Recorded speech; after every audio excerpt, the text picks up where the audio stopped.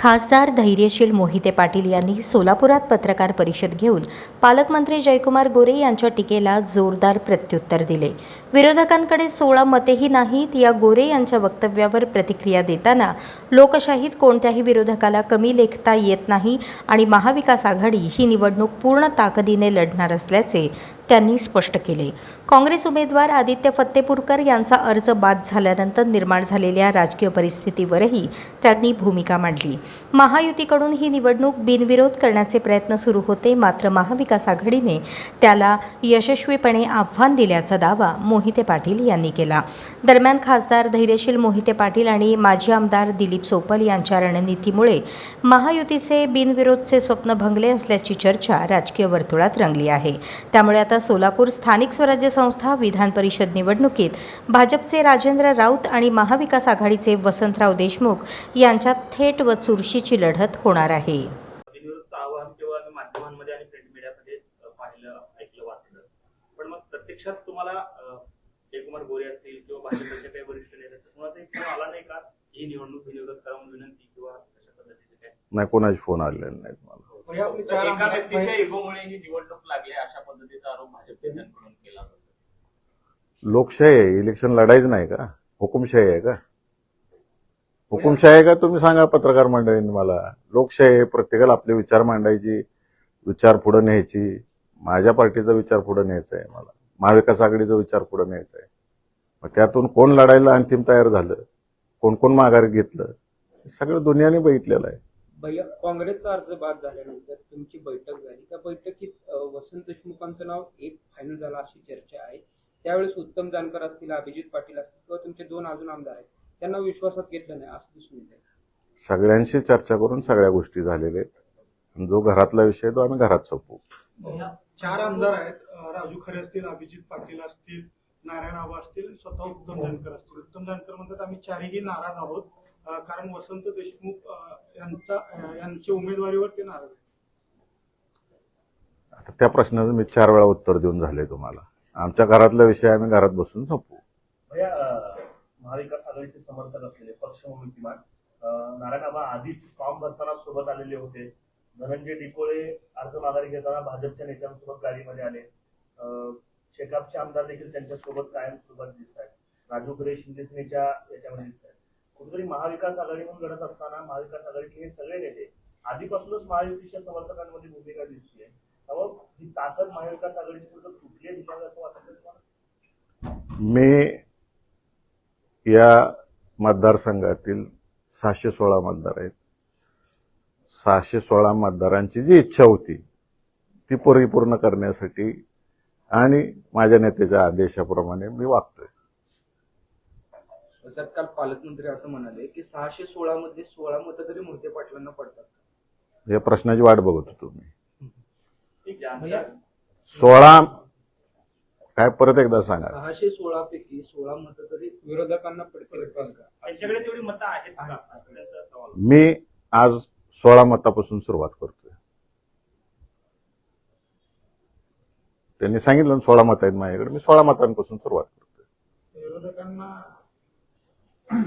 भैया, अर्ज माघार घेण्यासाठी काही मुख्यमंत्र्यांकडून आपल्याशी संपर्क झाला का? फोन वगैरे आला होता का? मला नाही फोन कोणाला।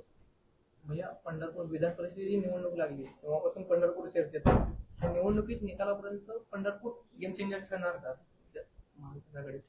तुम्ही शोध लावायचा पत्रकार मंडळी। देशमुख साहेबांनी देखील परिचारकांच्या कारखान्यावरती म्हणजे गाठी दिलेली आहे। नेमकं काय आहे, राजकीय समीकरण कसं चालू आहे?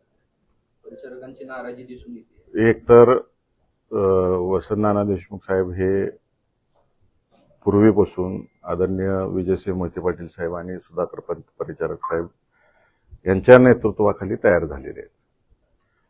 आणि काल त्यांनी विजयसिंह मोहिते पाटील साहेबांचे आशीर्वाद घेतले आणि ज्या कारखान्यावर त्यांनी व्हाईस चेअरमन म्हणून काम केलेलं आहे, संचालक म्हणून आहेत, सभासद आहेत आणि पंतांचा त्यांना कायम सहकार्य राहिलेलं आहे त्यांच्या राजकीय जडणघडणीमध्ये। म्हणून ते पंतांचा आशीर्वाद घेण्यासाठी कारखान्याच्या स्मृतीस्थळावरती गेले आणि ह्यात काही चुकीचं नाही आहे। का जाऊ नये? ज्यांनी घडवलं त्यांचे उपकार विसरायचे नाहीत। भैया, कुठेतरी आपण पाहतोय 616 पैकी महायुतीकडे चांगलं बहुमत आहे कशा पद्धतीची ही निवडणूक लढणार आहात? मी मागाशीच सांगितलं तुम्हाला की पुरोगामी विचार हा समाजामध्ये राहिला पाहिजे. हुकुमशाही पद्धतीनं काही कुठल्या गोष्टी चालल्या नाहीत पाहिजेत. माझ्या नेत्यांनी आदेश दिला तो मी पाळलेला आहे. नेत्यांच्या आदेशाप्रमाणे पुढे जाऊ आम्ही. वसंत देशमुख यांच्या मागे जे आहे त्यांची ताकद आता राहिलेली नाहीये, त्यामुळे त्यांनी किती ताकद लावली तरी त्याचा निकाल ज्या दिवशी असेल त्या दिवशी स्पष्ट होईल. मी इलेक्शन लढतोय, बघूया पुढे काय काय होतंय ते. आणि मी सांगितलं तुम्हाला मी 16 मतापासून सुरुवात करतोय. 1998 ला जे आहे भाजपकडे पण बहुमत नव्हतं, त्यावेळेस सुभाष देशमुख जे विक्रमी मताने निवडून आले होते. तशा पद्धतीची काय अदृश्य शक्ती सध्या कामाला लावली आहे? त्यावेळेस मोठं मत माझ्या मागे 600 अदृश्य मत आहेत. भैया, महाविकास आघाडीतले मतांची आकडेवारी भाजप जसं सांगते, पण भाजपमध्ये सुद्धा नाराजांचा एक मोठा गट असतो जिल्ह्यात वारंवार चर्चेत. जसे की भाजपचे मतदार किंवा भाजपचे नेते आपल्याच्या संपर्कात आहेत का? काय मतांमध्ये मागाशी मी सांगितलं तुम्हाला की 16 मतं माझी आहेत म्हणून पालकमंत्र्यांनी जाहीर केलेलं आहे. मी 16 मतापासून सुरुवात करतोय आणि 600 मतं अदृश्य आहेत. ती अदृश्य शक्ती माझ्या मागे आहे. बघू काय काय होतंय पुढं. या महाविकास आघाडी म्हणून आपण लढताय, मात्र महाविकास आघाडीतले किती पक्ष आपल्या सोबत आहे? सगळं दिसेल निकालाच्या वेळेस तुम्हाला. काँग्रेस उमेदवाराचा अर्ज बाद झाला, यावर काय प्रतिक्रिया? कशा पद्धतीनं बाद झाला, काय झालं, याच्या मागचं सगळी माहिती आपण घ्यावी. त्याचे रेकॉर्डिंग व्हायरल झालेले आहेत, स्पीच व्हायरल झालेले आहेत. अजून खोलात जायचं असेल तर पंढरपुरात जाऊन माहिती घ्या, काय घडलं काय नाही, ज्यानं सही केली त्याला काय काय आश्वासने मिळाली, ह्याची माहिती घ्या तुम्ही सगळ्यांनी. निवडणुकीच्या या येणाऱ्या काळात यशाचं अपयशाचं जे आहे ते श्रेय नेमकं कोणाकडे जाईल? मोठ्या पाटलांकडे जाईल की पक्षाकडे जाईल? मी श्रेयवादासाठी उभं नाही. या सोलापूर जिल्ह्यामध्ये पुरोगामी विचारसरणी टिकली पाहिजे. हा जिल्हा सहकाराचा जिल्हा आहे, सगळ्यांना घेऊन जाणारा जिल्हा आहे. ही सगळा विचार टिकला पाहिजे या दृष्टिकोनातून पवार साहेबांनी जो आदेश दिला तो मी पाळलेला आहे आणि त्यासाठी मी लढणार. जिंकणं हारणं ही गोष्ट वेगळी आहे, परंतु पुरोगामी विचार या जिल्ह्यात टिकला पाहिजे या दृष्टिकोनातून आम्ही लढा देतोय. महाविकास काल जयकुमार गोरे असं म्हणाले की विरोधकांनी निवडणूक लावली ठीक आहे, पण पुढच्या निवडणुकीला ते उमेदवार उभा करण्याचं धाडस करणार या मताधिक्याने निवडणूक. मला एक दिवस द्या, माझ्याकडे किती मतं मला पडतील ते देखील आम्ही सांगू, असं एक आव्हान तुम्हाला दिलं आहे. मी सांगितलं मागाशी मी 16 मतापासून सुरुवात करतोय. भैया, आपण पाहतो की करमाळा असेल, सांगोला असेल, मंगळवेढा असेल, पंढरपूर असेल, या ठिकाणी स्थानिक आघाड्या आहेत. महाविकास आघाडी सोडून स्थानिक आघाड्या आहेत, त्यांची मतं आहेत. त्यांना कसं पद्धतीने कन्व्हिन्स करा? सोलापूर जिल्ह्यातील जनता सगळं बघतेय आणि जनतेचा दबाव कुठं ना कुठं असतो सगळ्यांवरती. त्याचं मताच्या रूपातून दिसून येईल. मला या जिल्ह्यात पुरोगामी विचार टिकवायचा आहे. माझ्या नेत्यांनी जो आदेश दिलाय तो टिकवायचा आहे. त्या आदेशाप्रमाणे मी वागतोय. प्रत्येक गोष्ट मी माझ्या नेत्यांच्या कानावरती फॉर्म विड्रॉलच्या शेवटच्या 10 मिनिटापर्यंत प्रत्येक गोष्ट ही घातलेली आहे आणि शेवटच्या 10 मिनिटात जो आदेश आला त्याची मी अंमलबजावणी केलेली आहे.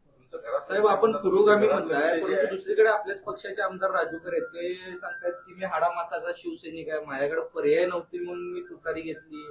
काय नेमकं काय कसं पुरोगामित्व आहे? त्यांना विचारा. आता तुम्ही जिल्ह्याचे नेतृत्व तुमच्याकडे आहे राष्ट्रवादी. मी मतदारांचं बोललो, स्पष्टपणाने सांगितलं मी. हा पुरोगामी विचारसरणीचा मतदार असलेला जिल्हा आहे आणि हे लोकसभा विधानसभेच्या माध्यमातून या जिल्ह्याने दाखवून दिलेला आहे. तुम्ही घरातला विषय म्हणताय, घरात आम्ही मिटून घेऊ. कोणत्या घरात मिटवणार का? बारामतीच्या घरात? वेळापूरच्या घरात